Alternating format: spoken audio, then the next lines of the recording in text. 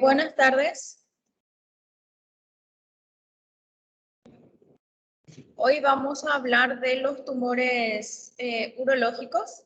En la clase pasada hablamos de la parte de ginecología, ahora le toca a lo que serían los hombres. Vamos a hablar de los tumores urológicos. ¿Están ahí? Sí, doctora. Vamos a empezar hablando de cáncer renal. Aquí está más o menos la anatomía del riñón, para que ustedes se recuerden. Aquí vemos que está muy ricamente irrigada, tiene una irrigación arterial muy rica.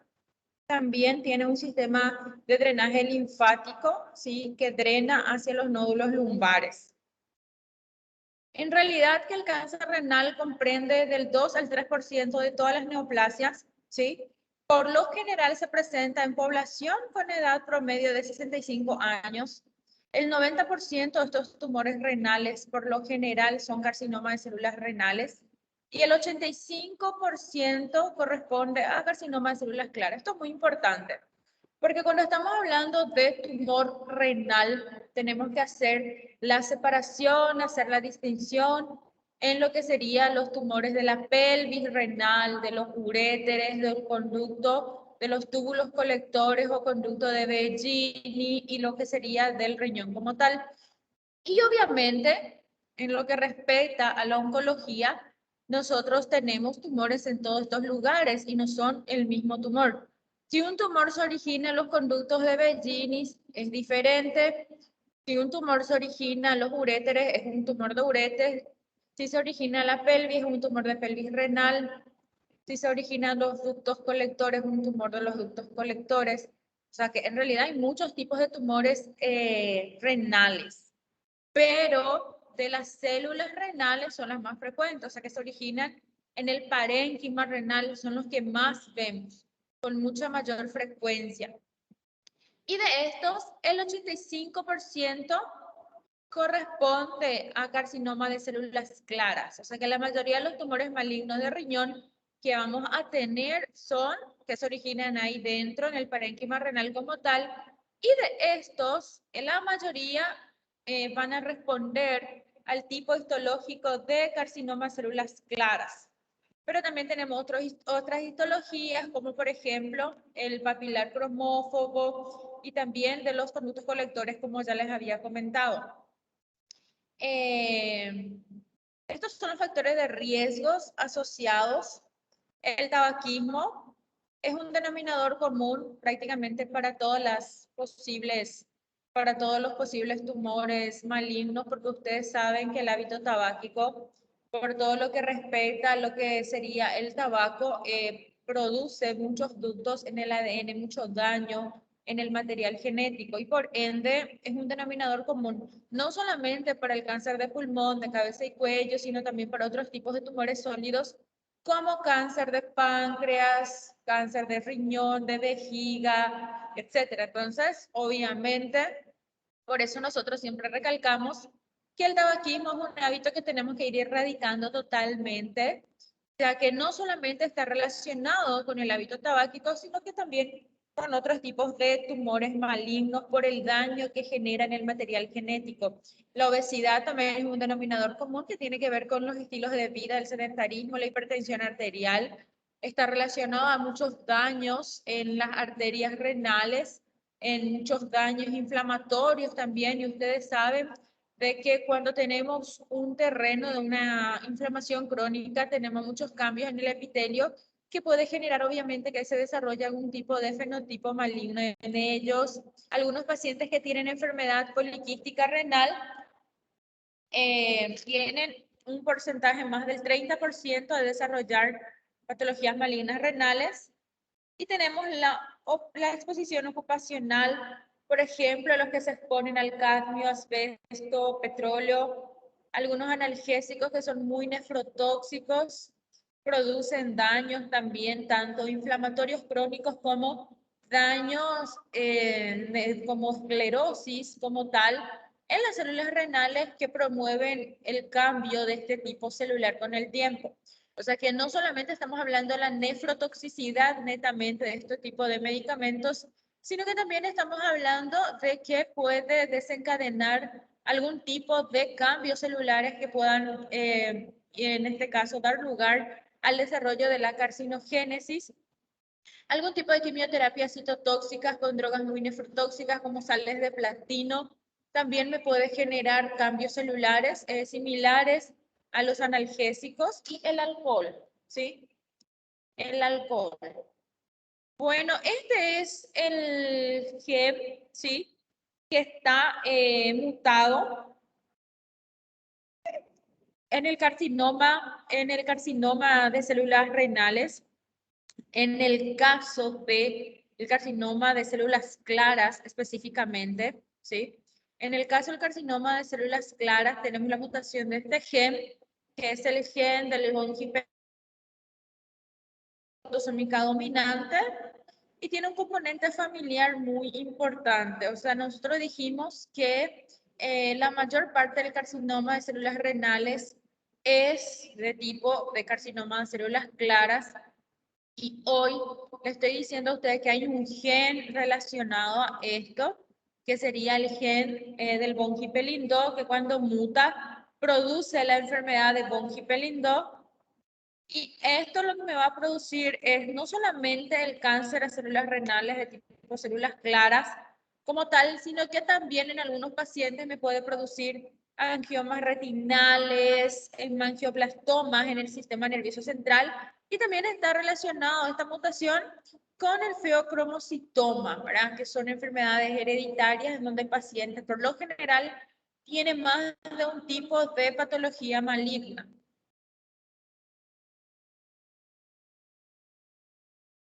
El gen del von Hippel-Lindau fue identificado en el año 1993 y sufre una mutación en el caso de carcinoma de células renales.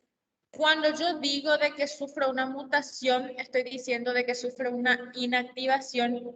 Los genes mutados son genes que se encuentran inactivados a la función que normalmente desarrollan, ¿sí? Entonces, cuando el gen del von Hippel-Lindau muta, se encuentra inactivo, y este defecto se va a presentar en el 60% de los carcinomas células renales. Y obviamente también están mutados otros tipos de enzimas, otros tipos de proteínas que participan en lo que sería la ruta metabólica de la activación catalítica de este gen. Y aquí tenemos algunos factores de receptor de crecimiento en el endotelio vascular y algunas enzimas como la anhidrasa carbónica, etc.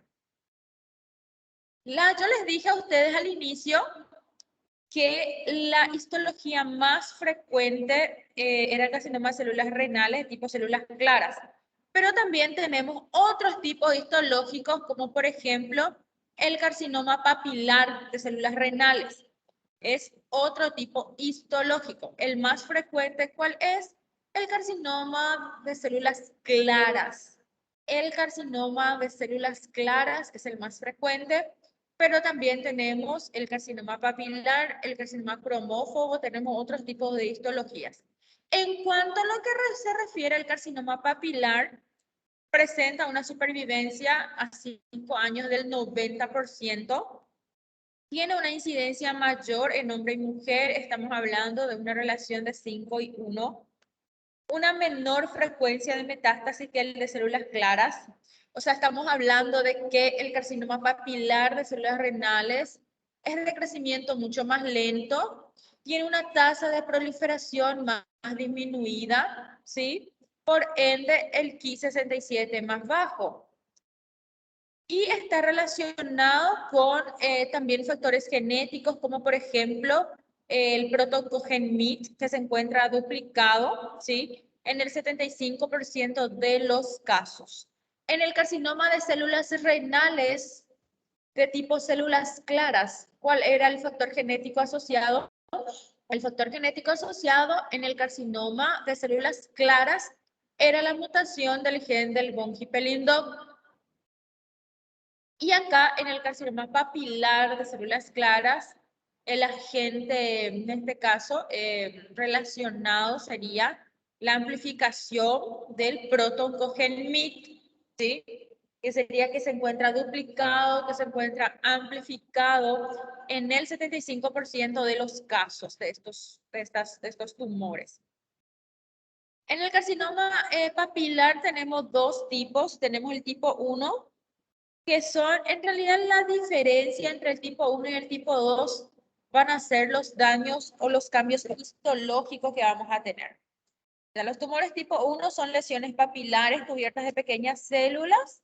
El citoplasma por lo regular es escaso y un núcleo es por lo general también chiquito y con un núcleo ovoide. El tipo 2, acá vemos que las células son más largas. A diferencia del tipo 1, en el tipo 2 el citoplasma es abundante y eosinófilo y tiene un núcleo que es mucho más esférico que el tipo 1, ¿verdad? Como les dije, las diferencias son netamente histológicas. Aquí serían los mecanismos moleculares implicados. Están envueltas en realidad muchas proteínas, muchos factores de transcripción. También están envueltos algunas alteraciones de microtúbulos, ¿sí? Esta sería la clasificación. Subtipo de carcinoma de células renales. Ya les dije a ustedes que la más frecuente es carcinoma de tipo células claras, es la más frecuente. Luego le sigue el carcinoma papilar, que también se le conoce como el cromofílico. Luego el cromófobo. Luego el oncocítico. Luego de ducto colector o de Bergini. Estas son algunas alteraciones genéticas implicadas. Tenemos muchas alteraciones cromosómicas. Esta sería la delección del brazo corto del cromosoma 3. También están ganancias o pérdidas o ganancias de cromosomas.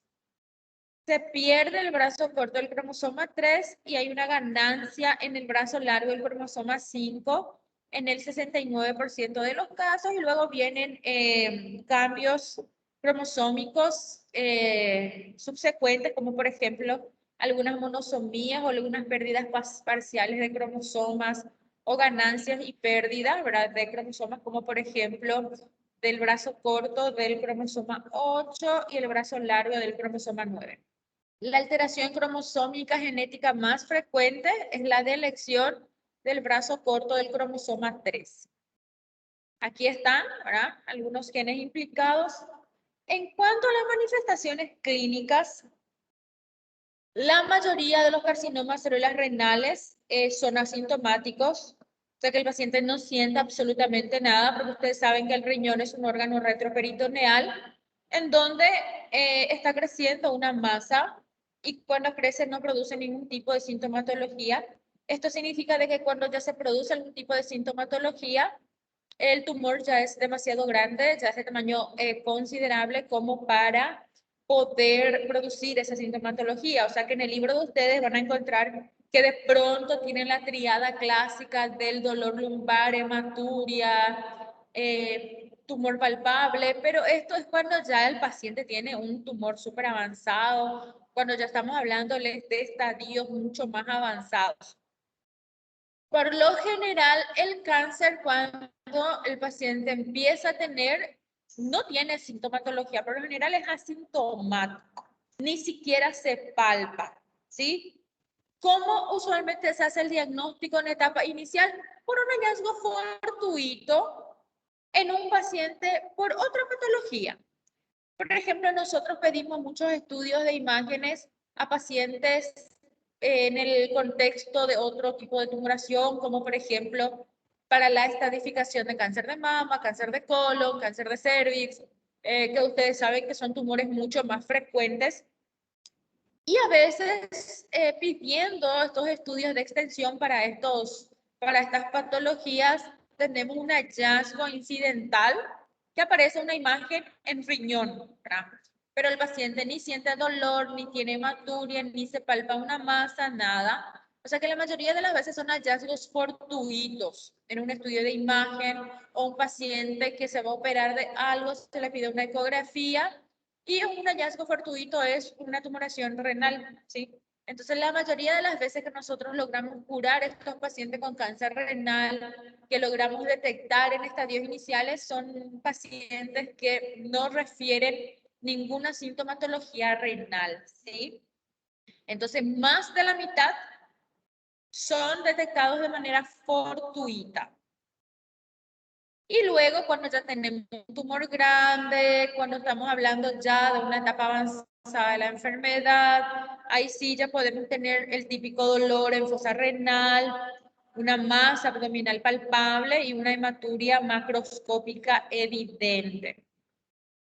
Otros síntomas ya van a ser como consecuencia de la extensión de la enfermedad, en donde vamos a tener dolor óseo, podemos tener también que el paciente tenga una tos persistente, pérdida de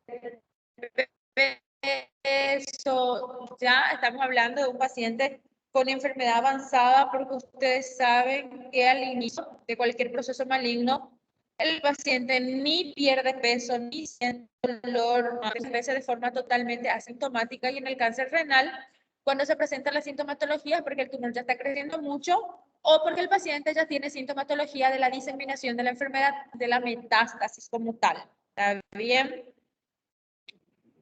El diagnóstico, entonces, hacemos con estudios de imágenes. Podemos emplear la ecografía abdominal, la tomografía, la biopsia sería, en este caso, el diagnóstico anátomo-patológico, ¿sí?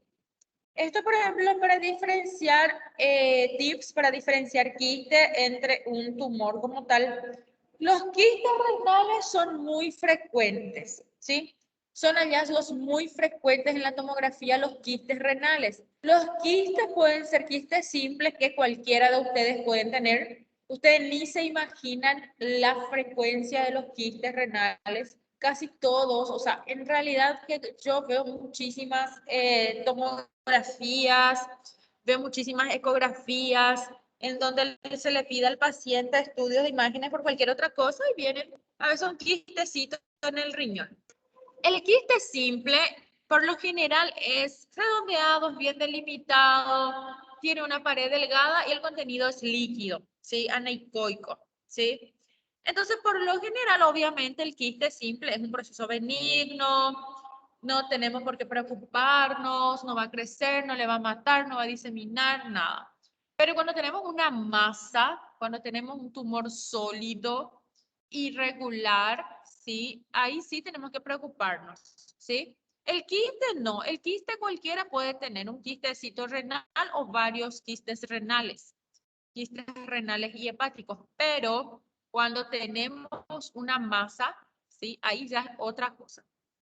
La citología urinaria y la ureteroscopía está indicada algunas veces si sospechamos, por ejemplo, un carcinoma uroepitelial.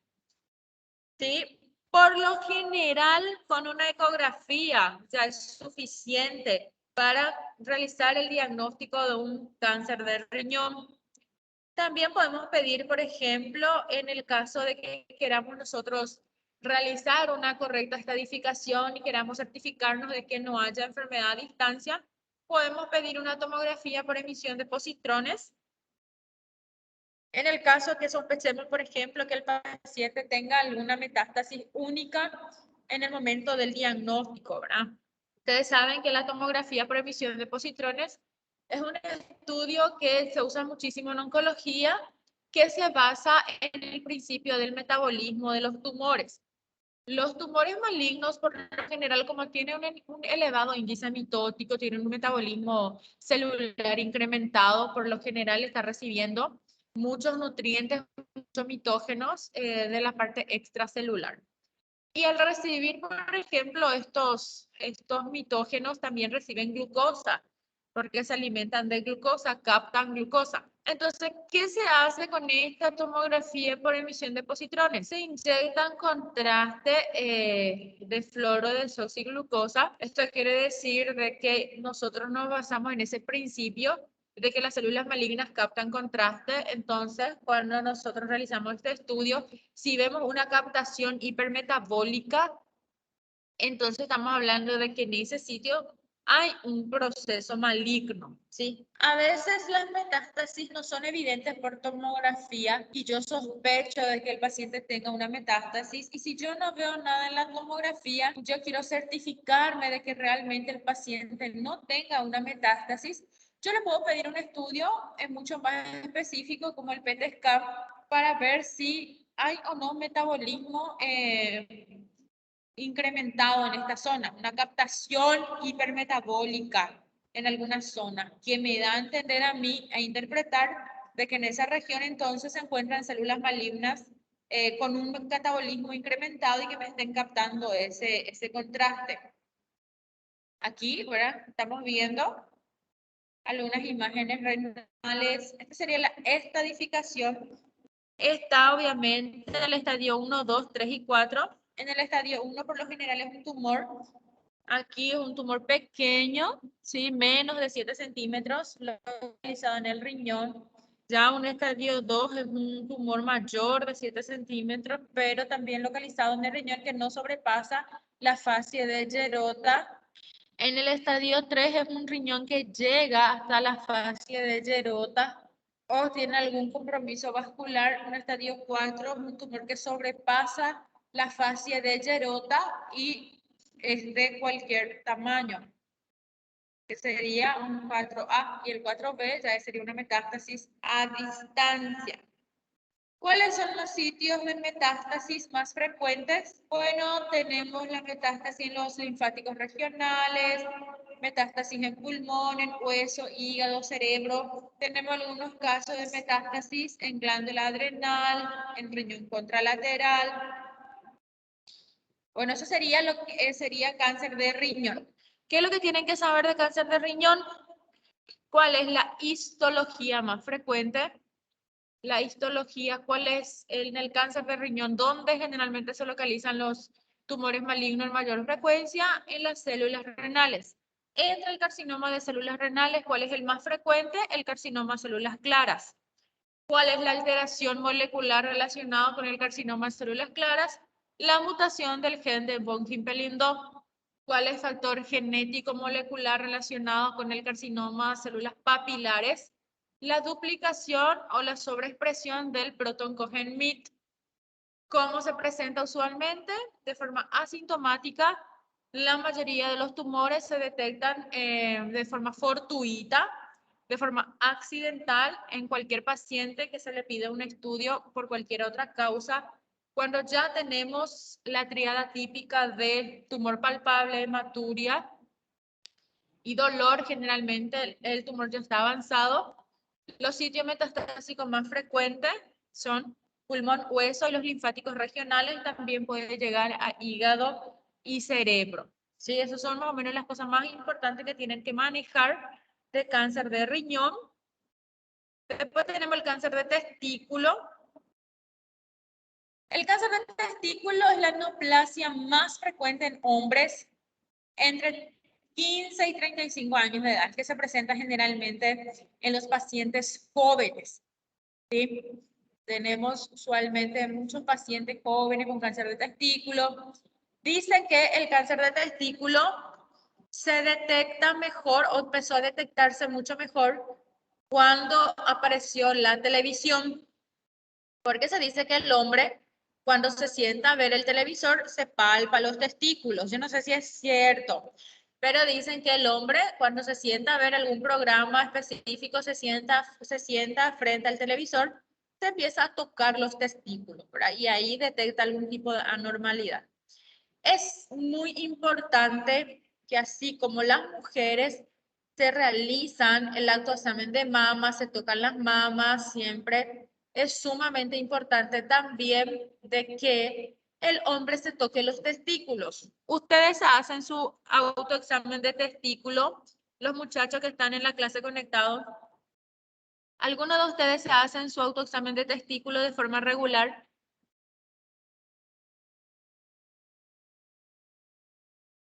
Bueno, creo que no hay ni un hombre conectado, ¿verdad? Bueno, pero sí, ustedes tienen que realizarse cuando ustedes tengan algún familiar, algún novio, hermano, primo, pariente ustedes les tienen que decir que también se tienen que realizar el autoexamen de testículo, ¿sí? Porque nosotros vemos mucho cáncer de testículo, no es que es raro, nosotros vemos mucho, ¿verdad? Y tenemos dos grandes grupos, los seminomas y los no seminomas. Los seminomas en el 95% tienen una sobrevida muy buena a los 5 años y los no seminomas 90% de sobrevida a los 5 años. Esto significa que el cáncer de testículo es un tumor que se cura. No puede morirse nadie de cáncer de testículo. Tiene una sobrevida muy alta. Significa que al detectar una masa en el testículo hay que correr a consultar para ver que no se trate de un cáncer de testículo para poder realizar las acciones pertinentes porque son tumores altamente curables. No importa que ya tenga metástasis en el momento del diagnóstico. Yo tuve paciente con cáncer de testículo que tenía metástasis en hígado, que tenía metástasis en pulmón, incluso en cerebro, que respondieron espectacularmente al tratamiento y se curaron. Y esas son cosas que prácticamente cuando un paciente tiene una enfermedad diseminada con ese volumen de enfermedad, no vemos que se pueda curar con frecuencia y en el cáncer de testículo sí vemos, ¿sí? Por eso es importante detectarlos. Estos son algunos factores de riesgo, ¿sí? La criptorquidia, 20 a 40 veces más de riesgo relativo de desarrollar cáncer de testículo, o si el paciente tuvo cáncer de testículo previamente, 1 al 2% van a desarrollar un segundo primario en el testículo contralateral, y este es el factor de riesgo más frecuente, ¿sí? Nosotros, cuando ya tenemos un paciente que ya hizo cáncer de testículo, en uno de los testículos tenemos que cuidar el otro testículo, porque si uno de los testículos ya estuvo afectado, el testículo siguiente tiene una probabilidad también mucho más alta de desarrollar testículo. O una historia familiar, alteraciones en la fertilidad, algunos pacientes que tienen cromosomopatías, algún tipo de síndrome hereditario, síndrome congénito, o, por ejemplo, pacientes que no tienen ninguno de estos factores. Yo he visto en mi práctica médica pacientes con cáncer de testículo y que no tuvieron ninguno de estos factores de riesgo, ¿verdad? O sea, que tampoco significa de que no se pueda presentar, porque en realidad son pacientes jóvenes, sanos, deportistas, estudiantes sin ningún tipo de patología previa, los pacientes que yo he tenido de cáncer de testículo. Bueno, en cuanto nosotros ya sabemos que la criptorquidia es un factor de riesgo muy importante para el desarrollo del cáncer de testículo, y aquí tenemos que ver, por ejemplo, qué acciones vamos a tomar si el paciente tiene una criptorquidia, o sea, el no descenso del testículo. Ustedes saben que en la vida embrionaria, en la embriogénesis, en el desarrollo como tal del testículo, el testículo primitivo estaba en el abdomen y fue descendiendo hasta llegar a la bolsa escrotal. Y en algunos pacientes esto no ocurre y ocurre lo que se llama criptorquidia, en donde puede ser inguinal y puede ser abdominal, ¿sí?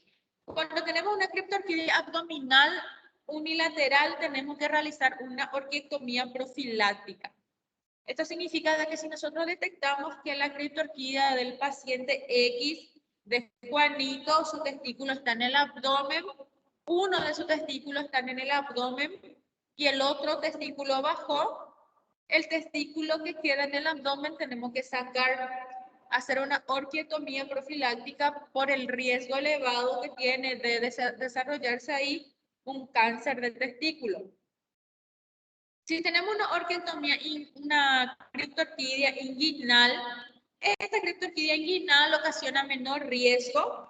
Por lo tanto, una opción sería vigilar de forma cuidadosa ese testículo con ecografías, tratando de ver si en algún momento presenta o no algún cambio estos testículos. Debido al riesgo de malignidad, se recomienda que todos los hombres con historia de criptorquidia se realice biopsia del testículo, por ejemplo, entre 18 y 20 años de edad para ya detectar algún tipo de carcinoma in situ. ¿Cuáles son las manifestaciones clínicas? Aquí sí que nada. Si en el cáncer de riñón yo les dije que el paciente no presentaba nada, aquí mucho menos. Aquí mucho menos. El hombre a veces ni se da cuenta de que tiene algo en el testículo, porque se presenta en etapas jóvenes, en donde generalmente los hombres están disfrutando de lo máximo de su juventud, de su vida sexual, de sus actividades. Son hombres entre 15, 35 años, 40, hombres sanos. A veces no tienen absolutamente nada. Y de pronto se palpa un nódulo en el testículo y a veces es la única manifestación clínica. Es un aumento no doloroso del testículo. A veces el hombre se baña y nota que un testículo pesa más que el otro, que hay un nódulo en el testículo, y muchas veces la mujer, la pareja, nota. La mayoría de las veces son las parejas sexuales de los muchachos quienes notan de que un testículo tiene una masa y el otro testículo no tiene esa masa, o que un testículo está más pesado que el otro testículo, ¿sí? La mayoría de las mujeres son las que detectan y le avisan a la pareja que están notando algo raro en el testículo. Y el hombre no tiene ninguna sintomatología, ¿verdad? Entonces, el nódulo aumento de volumen no doloroso en un testículo, a veces la única manifestación clínica que va a referir el paciente, ¿sí? O a veces presenta una sensación de pesadez o molestia que no sabe definir bien si es en el abdomen inferior, si es en la región perianal o si es en el escroto. Solamente un 10% de los pacientes van a referir un dolor agudo en el caso de que ocurra una torsión, por ejemplo, por el tumor, pero la mayoría de las veces un aumento de volumen. La metástasis a veces se observa en el 10% de los pacientes. A veces el paciente tiene disnea, una masa en mediastino, ¿sí? A veces tiene crecimiento de ganglios, por ejemplo, cervicales o dolor dorsolumbar por crecimiento de ganglios retroperitoneales, dolor óseo por metástasis ósea. A veces tiene síntomas del sistema nervioso central o periférico por compromiso nervioso a nivel central. El paciente puede tener anorexia, náuseas, vómitos o presentar algún tipo de hemorragia gastrointestinal. Bueno, estas son algunas manifestaciones clínicas. Ginecomastia, ¿sí? En el 5% de las pacientes. En el 20 y 30% de los pacientes con tumor cerebral de Leydig puede presentar ginecomastia. En realidad, la ginecomastia se asocia con la producción de beta-HCG por algunos focos de coriocarcinoma o células trofoblásticas que están formando parte de algún tipo de tumor de testículo. ¿Se acuerdan cuando yo les hablé de marcadores tumorales? Que está el marcador tumoral que se elevaba en los tumores de testículo, que era LDH, beta-HCG y alfa-fetoproteína. Bueno, yo les dije a ustedes de que cuando tenemos beta-HCG elevada, por lo general tenemos un tumor maligno cuyos componentes son células del sincitio trofoblastos, células trofoblásticas, productoras de beta-HCG, porque obviamente la mujer embarazada es la única que puede producir beta-HCG por la placenta, porque la placenta en su división sincitio y citrotrofoblasto eleva beta-HCG. Pero en condiciones de que el hombre, por ejemplo, si tiene un test de embarazo positivo, significa que tiene un cáncer, porque en algún lado hay células productoras de beta-HCG, que si no estamos hablando de un embarazo, estamos hablando de tumores malignos, en cuya diferenciación podemos encontrar células trofoblásticas productoras de beta-HCG, que además puede generar algún tipo de ginecomastia, ¿sí? A veces presentan otro tipo de manifestaciones clínicas, como por ejemplo, nosotros cuando le palpamos al paciente podemos encontrar área fija, dura o firme dentro de la sustancia de la túnica albuginia, ¿sí? Esto no es normal, no es normal. Nunca va a ser normal encontrar una masita dura en el testículo. Pueden encontrar a veces que un testículo pesa más que el otro porque hay un proceso inflamatorio, una orquitis, una epididimitis, qué sé yo. pero nunca es normal una masa dura, ¿verdad? Un nodulito en el testículo, eso no es normal, no es normal. Casi siempre es un cáncer de testículo, ¿sí? Entonces, ¿qué hacemos cuando le palpamos a un hombre un tumor en el testículo? Tenemos que palpar la panza, el abdomen, para descartar que no haya ya compromiso ganglionar, retroperitoneal, ¿sí? Evaluar las regiones ganglionares, supraclavicular, cervical, inguinal. Y ya, obviamente, pedir los estudios de extensión también para evaluar órganos como pulmón, hueso, hígado, retroperitoneo, que son asientos muy frecuentes de metástasis del cáncer de testículo. ¿Cómo hacemos el diagnóstico? Bueno, el diagnóstico lo hacemos por lo general mediante tres cosas muy importantes, o sea, son tres parámetros que utilizamos. Una ecografía testicular, marcadores tumorales y la orquiectomía inguinal radical, así como están escuchando. Entonces, ¿cómo voy a hacer? ¿Directamente con una ecografía ya le saco el testículo? No. ¿Qué yo voy a hacer? Yo le tengo que pedir al paciente una ecografía de testículo. Al yo pedirle al paciente una ecografía del testículo, ambos testículos, y si el ecografista me dice de que en uno de los testículos hay una masa sólida o hay microcalcificaciones agrupadas, ¿qué yo le tengo que hacer? Pedir marcador tumoral. ¿Qué marcadores tumorales? LDH, beta HCG y alfa-fetoproteína. Me viene elevado porque el cáncer de testículo es un tumor que depende muchísimo de marcadores tumorales. O sea que hay cáncer de testículo ahí, sí o sí me va a elevar marcadores tumorales, porque generalmente el componente son células que me producen estas sustancias, que me producen LDH, beta HCG o alfa-fetoproteína, en dependencia de que sean tumores seminomatosos o no seminomatosos. Entonces, yo tengo una ecografía testicular en donde me habla de una masa sólida en uno de los testículos. Tengo marcadores tumorales altos. ¿Qué yo hago? ¿Alguna biopsia testicular? No. No se hace biopsia testicular porque eso lo que vamos a hacer es realizar una violación escrotal. Y al realizar una biopsia testicular, lo que vamos a hacer es diseminar la enfermedad, ¿sí? No se hace una biopsia testicular. ¿Y entonces qué hacemos? Sacamos ese testículo directamente. ¿Sí? ¿Qué tenemos más? Ya tenemos ecografía que dice que hay una masa en el testículo, marcadores tumorales elevados de tumores germinales. Yo saco ese testículo y esto me va a dar el tratamiento y el diagnóstico anatomopatológico del caso. ¿Sí? O sea que yo voy a sacar ese tumor de testículo y ya me sirve ya como diagnóstico y como tratamiento. Porque yo ya voy a sacar ese tumor, ya va a ser tratamiento y también yo voy a poder saber qué tipo histológico es.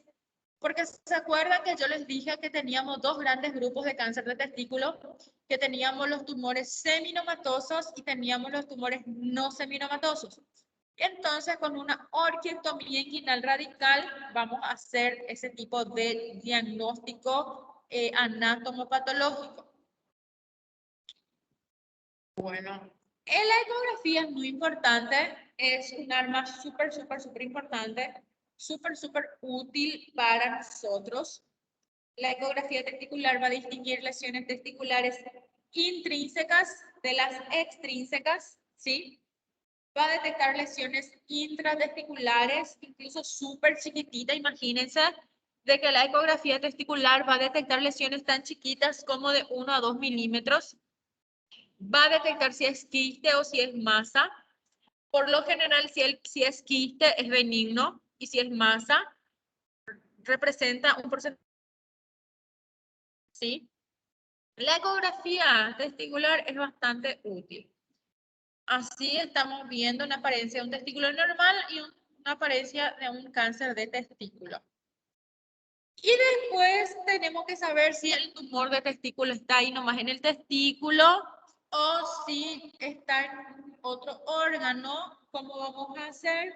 Por los estudios de extensión. ¿Qué estudios de extensión?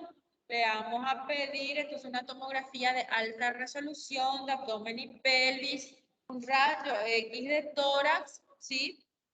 Generalmente el primer sitio donde van todos en los ganglios retroperitoneales, entonces necesitamos sí o sí estos estudios de imágenes para realizar la estadificación correcta, para descartar o confirmar que haya presencia ya de una afección metastásica retroperitoneal. ¿Sí? Entonces la tomografía es de elección para detectar entonces el retroperitoneo. ¿Sí?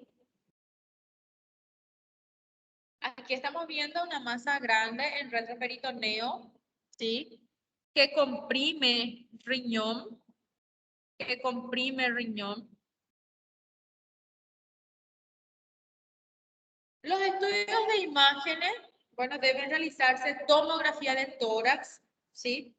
O resonancia de cráneo cuando haya sospecha de participación tumoral en estas áreas, ¿sí? También nosotros podemos pedir, por ejemplo, tomografía por emisión de positrones, que es el PET scan, si es que sospechamos que hay una masa residual después de la cirugía, ¿sí? Que nos denota algún tipo de duda, ¿está bien? ¿Qué son los estudios de extensión? Los marcadores tumorales, ya les dije, alfa, fetoproteína, beta, HCG, LDH, ¿sí? Acá hay unas diferencias sustanciales. ¿En qué hay diferencias sustanciales aquí? Aquí vamos a tener diferencias sustanciales entre si estamos hablando de un tumor no seminomatoso o de un tumor seminomatoso. ¿Por qué? Porque el seminoma clásico, el tumor seminomatoso, por lo general eleva LDH y menos del 20% eleva beta-HCG y nunca eleva alfa-fetoproteína. Nunca eleva alfa-fetoproteína. Vuelvo y repito, los tumores seminomatosos, los seminomas puros que me elevan LDH, menos del 20% me elevan beta-HCG, pero nunca me elevan un alfa-fetoproteína. Los no seminomatosos sí me elevan alfa-fetoproteína, beta-HCG y LDH, pero fundamentalmente los no seminomatosos me elevan alfa-fetoproteína y beta-HCG en el 80 al 85% de los tumores no seminomatosos. Aún sin enfermedad metastásica, usted es súper sensible para decir que es un tumor no seminomatoso. Por ejemplo, yo tengo un paciente de 30 años que viene por notarse una bola en el testículo, un aumento de volumen, una masa en el testículo, le hago una ecografía testicular y me habla de una lesión sólida en el testículo izquierdo. Yo le hago marcadores tumorales y me viene LDH elevada, beta-HCG elevada y alfa-fetoproteína elevada. Entonces, yo tengo que poner mi sello de que probablemente la anatomía patológica me va a decir que es un tumor no seminomatoso. ¿Por qué? Porque elevó alfa-fetoproteína. Y un seminoma puro no eleva alfa-fetoproteína. Bueno, tenemos la estadificación y la clasificación pronóstica, que serían los resultados de la evaluación clínica radiológica, ¿sí? Y aquí lo que vamos a asignar es una etapa clínica, vamos a estimar el pronóstico y vamos a guiar en el tratamiento. Este sería la clasificación T. El T1 es un tumor por lo general que está limitado en lo que sería, ¿verdad? El testículo. Puede o no haber compromiso del epidídimo, invasión o no vascular, ¿sí? No invade la túnica albuginea. El T2 es un tumor que está limitado en el testículo, puede estar en el epidídimo con compromiso vascular o invasión con compromiso linfático vascular, ¿sí? O un tumor que envuelve la túnica albuginea. Un T3 es un tumor que envuelve el cordón espermático y hay un compromiso vascular. Un T4 es un tumor que invade el escroto, con o sin compromiso vascular. En la clasificación N sería por el número de ganglios, ¿sí? Un N1 es cuando tenemos metástasis en nódulos linfáticos, que son más de 2 centímetros y no más de 5 ganglios linfáticos. N2 serían metástasis más de 2 centímetros y generalmente en más de 5 ganglios linfáticos. Y un N3 cuando ya tengo yo nódulos, ¿verdad? Mucho más grandes que 5 centímetros en su mayor dimensión. Y aquí tenemos la clasificación M.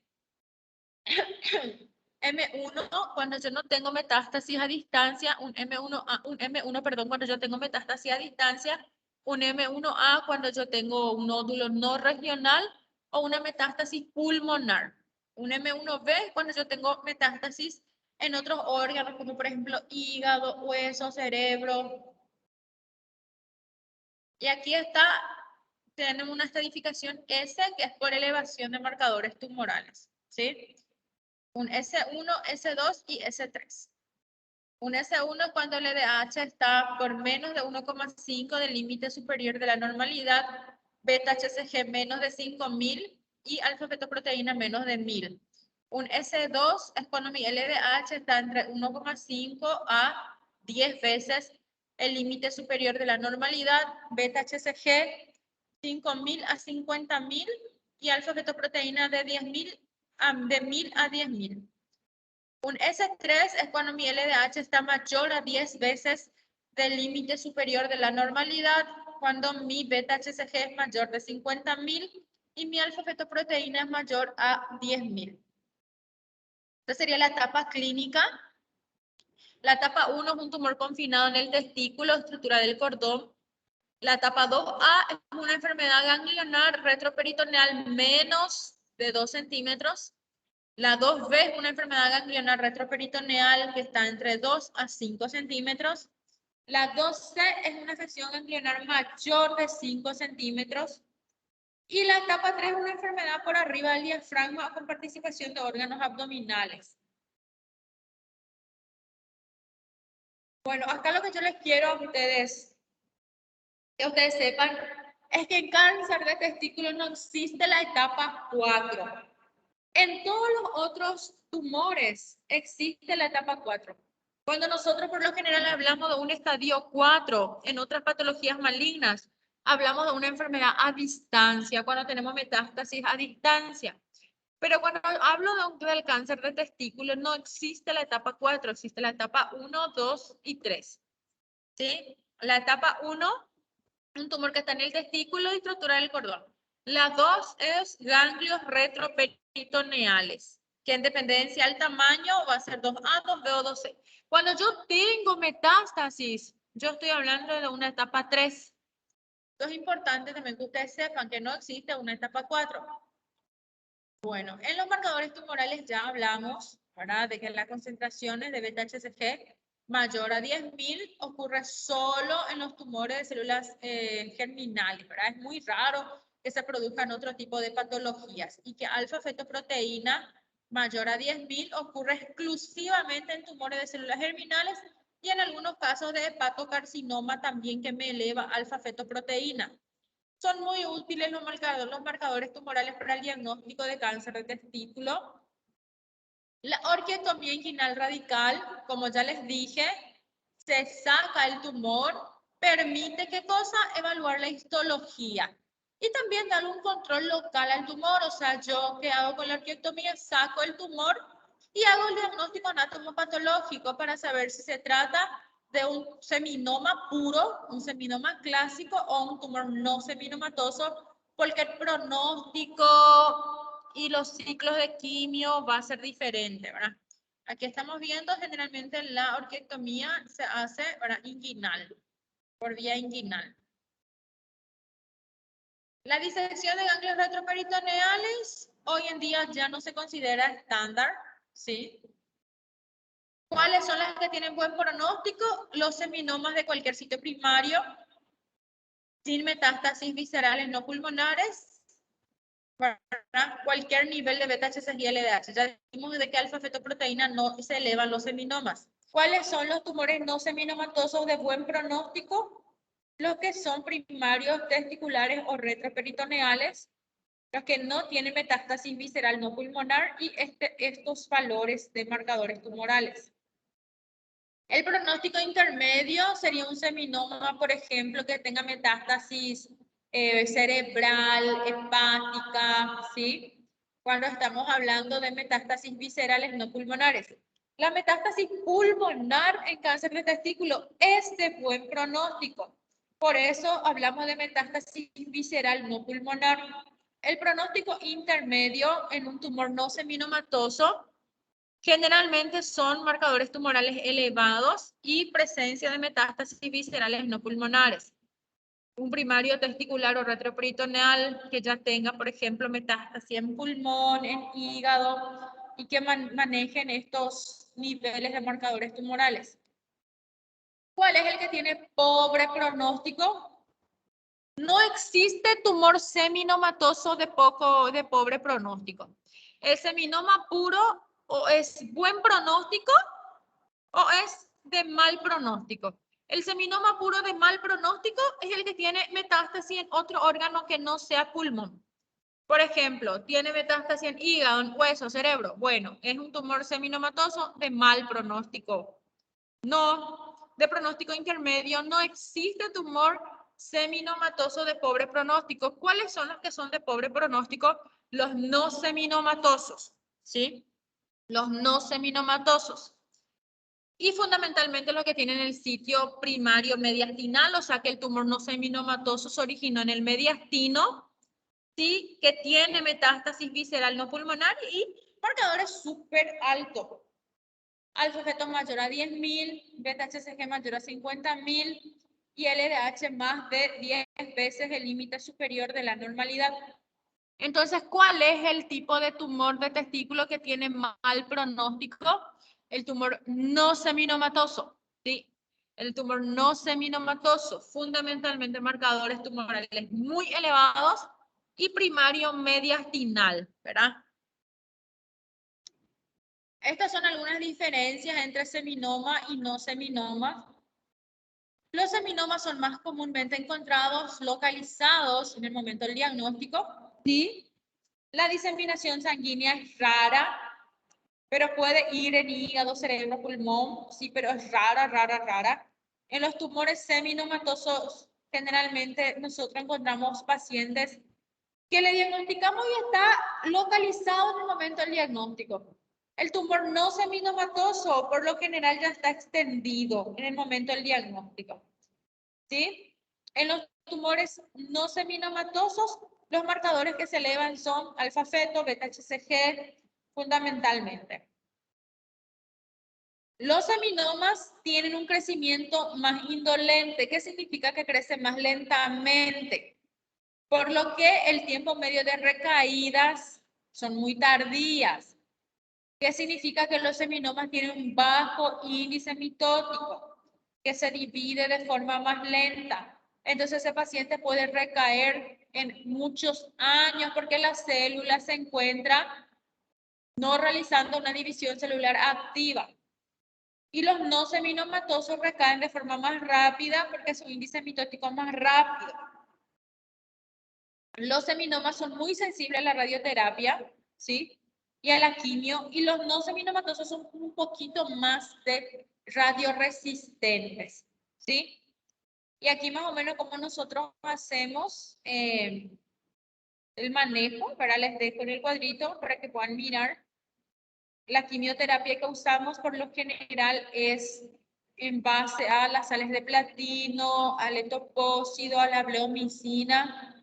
Son quimioterapias muy fuertes, muy potentes, en donde el paciente se queda por lo general 5 días a 6 días internados recibiendo infusión continua de quimioterapia, ¿sí?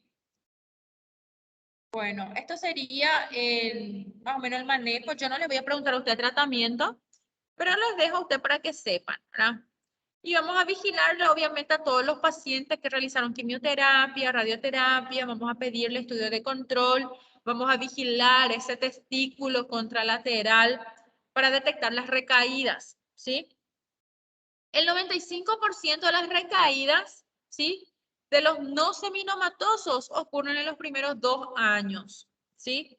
Por lo que el periodo de vigilancia es mucho más estrecho en estos 2 primeros años, ¿verdad? Y los seminomas, como ya les dije, el crecimiento más indolente, el tiempo de recaída es mayor, ¿sí? A veces recaen en más de 3 años después de realizado el tratamiento. Por eso es sumamente importante a estos pacientes decirle que vengan a sus controles. Es muy difícil a estos pacientes por lo general controlarles porque son pacientes jóvenes, que no acuden, hacen su tratamiento y no quieren acudir a controles. Tienen que realizarse tomografía, ecografía del otro testículo, marcadores tumorales. Muchos de los pacientes fuman marihuana, fuman cigarrillo porque son jóvenes y esto repercute muchísimo en la recaída. Entonces nosotros no podemos controlar bien los marcadores tumorales porque acuérdense de que la alfa-fetoproteína se eleva en fumadores de marihuana y a veces se eleva alfa-fetoproteína y no sabemos si es porque está fumando marihuana o porque realmente hay una recaída de la enfermedad. Entonces es muy importante a los pacientes sobrevivientes del cáncer de testículo, que casi todos sobreviven, son patologías malignas totalmente curables, de hablarles de la importancia del seguimiento, porque estos tienden a recaer en un periodo de 2 a 3 años. Que cuando más rápido detectemos la recaída, más rápido instauramos también un tratamiento oportuno para que el paciente pueda curarse, ¿sí?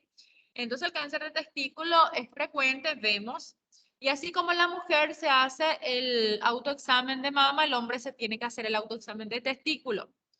¿Cuántos tipos de cáncer de testículo tenemos? El seminoma puro y el no seminoma. ¿Cuál es el más bonito? El seminoma. ¿Cuál es el más malito? El no seminoma. ¿Qué marcador eleva el seminoma? LDH y menos del 20% beta-HCG. ¿Qué marcador me eleva el no seminomatoso? Beta-HCG, LDH y alfa-fetoproteína. ¿Cómo diagnostico? Con una ecografía testicular, con marcadores tumorales y la orquiectomía radical, que sirve tanto para diagnóstico anatomopatológico como para control del tumor. Extrayendo el tumor, hacemos un tipo de control ya también de la patología, ¿sí? ¿Cómo se presenta generalmente? Como una masa indolora en el testículo. ¿Está bien? No sé si entendieron, la próxima clase vamos a hablar de cáncer de próstata. ¿Entendieron? Cáncer de testículo y cáncer de riñón.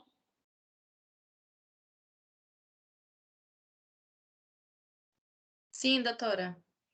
Ah, bueno, entonces tengo una oyente al menos. Bueno, perfecto. Entonces la próxima clase vamos a terminar la parte de urología. Vamos a hablar de cáncer de próstata, que también es muy frecuente. Acuérdense de que los contenidos ya van juntándose. Ya tenemos, ustedes ya tienen que estudiar cáncer de cervix, cáncer de ovario, cáncer de endometrio, cáncer de riñón, cáncer de testículo. La próxima clase, cáncer de próstata. Están los gastrointestinales, o sea que tienen que ir poniéndose a la par de las clases los muchos alumnos que no asisten a las clases, ir escuchando y leyendo las clases porque los exámenes ustedes saben que va todo es presencial, ¿está bien? Sí, doctora.